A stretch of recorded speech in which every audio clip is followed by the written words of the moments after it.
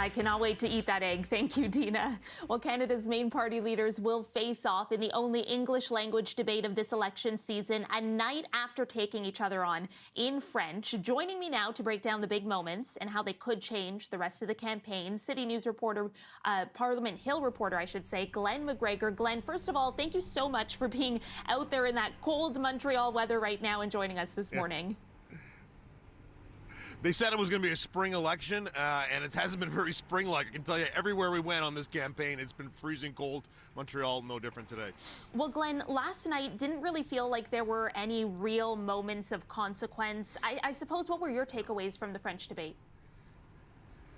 Yeah, I think that's absolutely right. Let's talk about sort of the logistics of it, though, because that was strange, because we were expecting this debate to start last night at 8 p.m., but the commission that was putting the debate on realized that was going to conflict with a pretty key Montreal Canadiens hockey game, their last game of the regular season. They were in a playoff chase, and they had to win last night against Carolina, so they decided to move the debate up by 2 hours. And then we were expecting this to be a debate of 5 leaders, but there was only 4 on stage, and that's because the Green Party yesterday morning was disqualified because they hadn't run a slate of candidates that was satisfactory to the commission.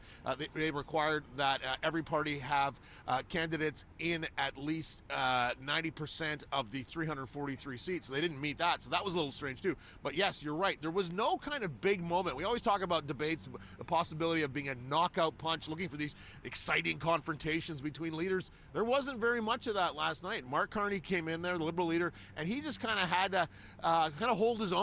This was not an environment in which he's super comfortable because his French, compared to the other 3 main party leaders, just isn't up to speed. But he did okay. No major gaffes from him. Pierre Poilievre, Conservative leader, he had to kind of make up some ground. His party is trailing badly in Quebec. So is the Bloc Québécois. Liberals are well out in front of both of them by about 20 percentage points, depending on which poll you look at. So they both were trying to kind of close that gap a little bit, looking for something that was going to give them an edge. There's some fire exchanges there, lots of policy debate, weirdly. I mean, sometimes these things turn into kind of personal attacks, and there was some of that. Poilievre was repeatedly referring to Carney as being just like Justin Trudeau, saying that he had been Trudeau's advisor, economic advisor, during the COVID crisis, and then more recently when he was appointed to that role formally last fall. And Carney said, listen, I'm not Justin Trudeau, you're not Justin Trudeau, I'm my own person, I'm more focused on economics. So there's some good exchanges there. Blanchette also had some back and forth with Carney over issues like immigration. There was some discussion about Poilievre's proposal for increased sentencing for people who commit multiple murders. He wants them to serve their sentences consecutively rather than concurrently.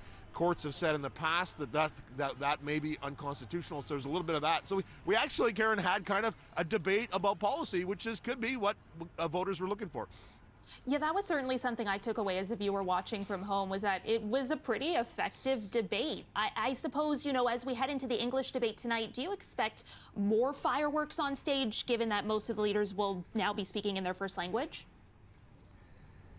Yeah, I think so. Definitely with Pierre Poilievre. I mean, he was kind of hanging back a little bit last night, getting a feel for this. And we're used to seeing Pierre Poilievre in the House of Commons, really combative style, inquisitive. He kind of acts like a prosecutor sometimes.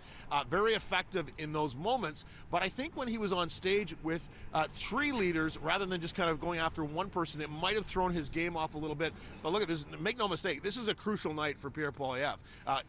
His party is trailing in the polls nationally, somewhere between 5 and 8 percentage points, again depending on which polls you look at. They're all sort of in the same range, but none is really clear.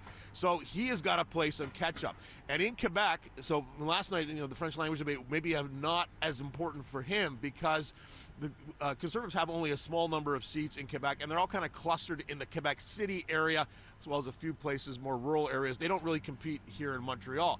But tonight, of course, national stage, essentially, because everybody's watching across the country, and he really has to close the gap. He is looking for that knockout punch. And Carney, of course, is going to play some rope-a-dope. He's kind of playing defense here. He is coming in as the front runner. He's got the lead, so he's going to be more he'll be slower with his responses. He's going to kind of try and slow the debate down. We saw last night repeatedly Carney trying to to pivot the issue they were discussing or shift this to a conversation about Donald Trump and the tariffs. He thinks that's where he performs best, and that's his strongest point. So Poilievre will go after him tonight again on things like inflation. Blanchette will go after him on immigration, Singh on healthcare, because the thing that Jagmeet Singh kept warning about last night was that if you elect either Mark Carney or Pierre Poilievre, they're both inevitably going to have to cut government spending to meet some of their promises, and that could mean, he warns, cuts to services that Canadians really value, things like healthcare, possibly the new programs like dental care and pharmacare. He says those things are all at risk with either a Liberal or Conservative government. So we're getting a lot of that kind of tone tonight, Caryn. All right, Glenn McGregor, I have to leave it there. Unfortunately, I'm out of time. As always, thank you so much for your top shelf analysis. You can catch Glenn throughout the day on City News 24/7. Appreciate it.